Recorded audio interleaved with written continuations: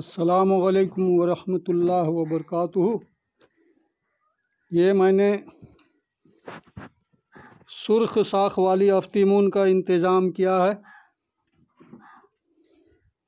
ये लगभग 3 पाव के करीब होगा। एक जगह था, बहुत मेहनत से इकट्ठा किया मैंने। ऐसे तो सुर्ख साख वाला जो है अफ्तीमून नज़र नहीं आता है जल्दी। ये देखिए, इससे कोई